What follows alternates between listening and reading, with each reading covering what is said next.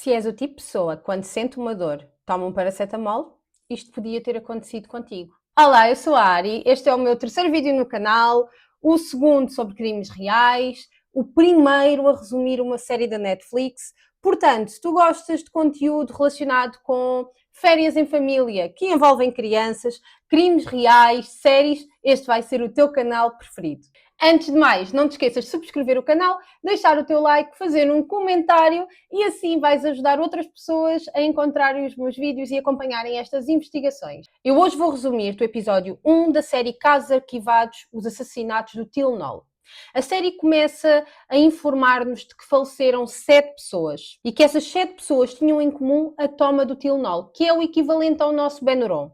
O problema é que essas cápsulas tinham sido adulteradas com cianeto. O cianeto é uma substância química altamente tóxica que podes encontrar em várias formas, sejam elas gás, líquido ou sólido. E o cianeto afeta o nosso organismo porque ele interfere no transporte do oxigênio para as nossas células, o que faz com que as pessoas acabem por morrer por asfixia. Para tu teres uma noção, o cianeto é utilizado na mineração do ouro, na produção de plásticos e tintas e até em pesticidas. Mas o cianeto também é encontrado em concentrações muito baixas em sementes de amêndoas amargas, por exemplo, nas sementes das maçãs, só que aí não nos fazem mal.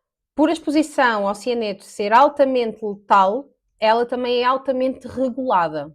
Primeiro caso, uma morte misteriosa. Era dia 29 de setembro de 1982 e Adam Janus acordou e não se estava a sentir muito bem, portanto optou por tomar um Tylenol.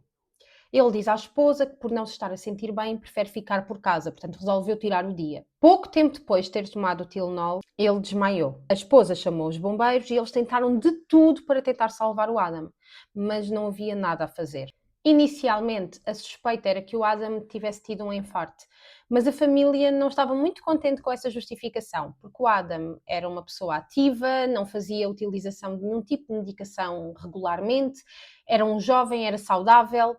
O Adam tinha 27 anos. Aqui em Portugal não é algo que aconteça, mas nos Estados Unidos é muito comum que o funeral seja feito em casa. Portanto, os pais do Adam insistiram que a família se fosse reunir logo nesse dia, em casa do próprio Adam, para o funeral. O Stanley, irmão do Adam, e a Teresa, a cunhada, não queriam ir porque não se estavam a sentir bem, muito possivelmente devido ao sistema nervoso, dores de cabeça. Mas os pais do Adam foram irredutíveis e disseram, não, vocês vêm. Chegando à casa do Adam, como não se estavam a sentir bem, olharam para um frasco de Tylenol que estava em cima da mesa e optaram por tomar o Tylenol. Essa foi a pior decisão da vida deles. O Stanley estava sentado, levanta-se, disse qualquer coisa que ninguém conseguiu perceber o que era e simplesmente desabou. Ele começa todo a tremer e a espumar pela boca. Chamam os bombeiros. Os bombeiros, quando viram a morada para a qual estavam a ser chamados, pensaram, não, isto não é possível, nós estivemos lá hoje, o senhor morreu. Foram, ao chegarem lá, perceberam então que era o irmão. Quando eles chegam para tentar socorrer o Stanley, a esposa do Stanley, a Teresa, toca num dos bombeiros, aflita, a pedir ajuda para o marido, e nisto ela também desmaia e tem exatamente os mesmos sintomas do marido. Isto não podia ser uma coincidência. 3 pessoas da mesma família iam ter um infarto no mesmo dia. Não fazia muito sentido. Os bombeiros optam por chamar uma enfermeira-chefe para ela os tentar ajudar o que é que poderia estar a causar aquilo. Quando ela chega à casa do Adam, a primeira coisa que ela faz é deslocar-se ao frigorífico. Porque ela pensou, 3 pessoas da mesma família com estes sintomas pode ter sido algum tipo de intoxicação, alguma comida que estivesse envenenada. Então vai ao frigorífico. Mas não havia nada assim que levantasse grandes suspeitas. Até que ela repara no Tylenol que estava em cima da mesa e algumas cápsulas fora, ao lado do frasco. Ela opta por retirar todas as cápsulas e contar. E faltavam 6. Tinham falecido 3 pessoas. E a toma do Tylenol é muito idêntica à nossa toma do Benuron. Portanto, tendo em conta que ambas são paracetamol. Então, tendo em conta que as cápsulas eram de 500 miligramas e que faltavam 6, significava que cada adulto tinha tomado 1000 miligramas, que é uma toma perfeitamente normal para um adulto saudável. Neste mesmo dia, o bombeiro que tinha estado na ocorrência do Adam e mais tarde na ocorrência do Stanley e da Teresa, chega ao quartel e no fim das ocorrências está a falar com um outro colega. E ao contar o que é que tinha acontecido e as suas desconfianças, este colega disse, calma, tomaram Tylenol, é que noutra parte de Chicago, outra menina de 12 anos faleceu. Ela estava constipada, faltou à escola e tomou Tylenol. Pouco tempo depois, ela desmaiou na casa de banho. A polícia ordenou testes a estes medicamentos e a conclusão foi óbvia: envenenamento por cianeto. No dia 30 de setembro de 1982, portanto, no dia seguinte a estes assassinatos, foi feita uma coletiva de imprensa. E esta coletiva tinha um único objetivo: alertar toda a população para que não tomassem Tylenol. Para além disto, e com receio que a informação não chegasse a toda a população, os polícias foram colocados a bater às portas e a pedir às pessoas para não tomarem Tylenol.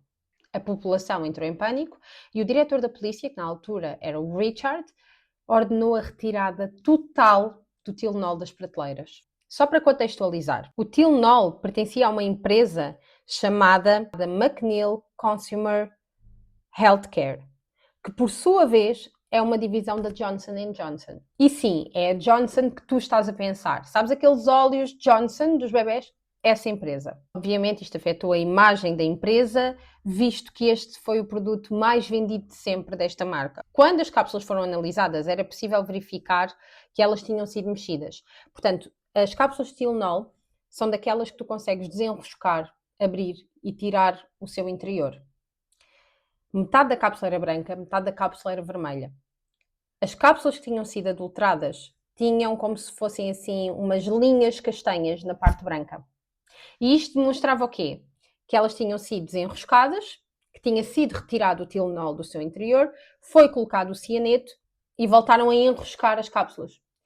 Portanto, aquelas marcas castanhas não eram só desenroscar, eram também por causa do cianeto. Ele causava aquela reação. Isto também comprovou que a contaminação do Tylenol não tinha sido nas fábricas, tinha sido algo feito depois. Apesar de ser triste qualquer uma das vidas que se perdeu nesta situação do Tylenol, houve um caso em particular que mexeu mais comigo. A vítima era Mary Lynn Reiner, de 27 anos. Ela faleceu e deixou 4 filhos. Um deles tinha acabado de nascer.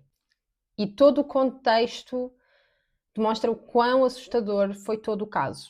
A filha dela, a Michelle, que aparece na série, tinha 8 anos na altura. Ela chega da escola e ela basicamente, sem perceber o que estava a acontecer, assistiu à morte da mãe. Mas ela não teve a consciência, nessa altura com essa idade, do que é que estava a acontecer à mãe. Por um lado foi positivo. Nesta altura da série, a polícia recebe uma carta. Nessa carta são exigidos $1 milhão para que estas mortes parem de acontecer. Quando é feita uma investigação, descobrem que a conta para a qual está a ser pedido o envio dessa quantia pertence a uma agência de viagens. Quando chegam ao titular da conta, não é, ao dono dessa agência de viagens, chegam a um homem chamado Fred, que pertencia a uma família super rica, portanto não fazia qualquer sentido aquela exigência daquele $1 milhão.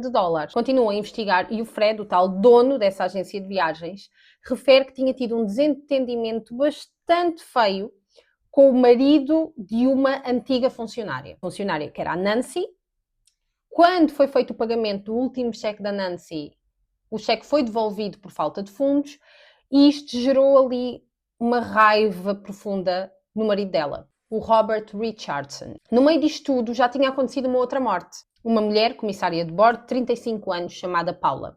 O corpo dela foi encontrado pela melhor amiga e pela irmã, que estranharam não conseguirem falar com ela e o facto de ela não estar a comparecer no local de trabalho, porque isso não fazia de todo sentido. Ela não era esse tipo de pessoa. Quando os bombeiros chegam ao local, a concentração de cianeto nos lábios da Paula era tão elevada que a preocupação deles foi saber se a melhor amiga e a irmã teriam tentado fazer algum tipo de reanimação. Porque se por acaso não fizeram, mas se o tivessem feito, a concentração de facto era tão elevada que elas poderiam ter morrido. Com essa nova vítima, a polícia tem acesso a câmaras de videovigilância de uma drogaria onde este medicamento era vendido, o Tylenol. Vem a Paula no momento em que está a comprar o Tylenol e do outro lado vê-se um homem que, ao comparar a imagem dele na câmara de videovigilância com a fotografia do suspeito, do Robert, as semelhanças eram gigantes. A polícia chega ao apartamento deste casal, da Nancy e do Robert, e eles já se tinham mudado. Decidiram sair da cidade. Coincidência, não é? As imagens deste casal são divulgadas e há um homem chamado David Barton, um sargento da polícia, que ao ver a cara do Robert disse: não, tu não te chamas Robert, nem Richardson, o teu nome é James Lewis.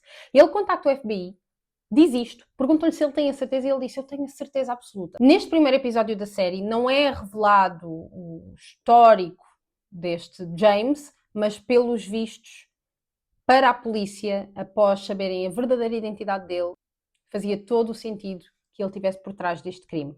Neste momento, já tinha sido pedido a um laboratório para comparar a letra da carta que a polícia recebeu com a letra do Robert/James. E a letra foi considerada idêntica, tipo, muito idêntica mesmo. Para o laboratório, a letra era da mesma pessoa.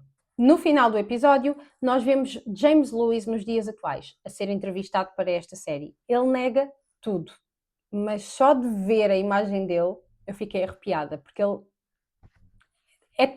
todo o conjunto é um bocadinho assustador. Claro que não nos devemos esquecer que esta é uma série que retrata episódios reais, com as pessoas reais, mas não deixa de ser uma série. Por isso, aquilo também pode ser ele a dar ali o ar da sua graça, não é? Mas terá sido mesmo o James o responsável por estes crimes brutais? Mas agora diz-me, o que é que tu achaste desta história? Se quiseres saber mais, vê o restante da série. Eu ainda pensei em resumir o segundo e o terceiro episódio, mas vamos lá, eu estou há pouquíssimo tempo a gravar para o YouTube, não sei sequer se faz sentido, não sei se é do vosso interesse, não sei se vocês preferem ver as séries. Eu trouxe-vos aqui alguns spoilers do primeiro episódio, mas a verdade é que o verdadeiro sumo da série estão nos 2 últimos episódios.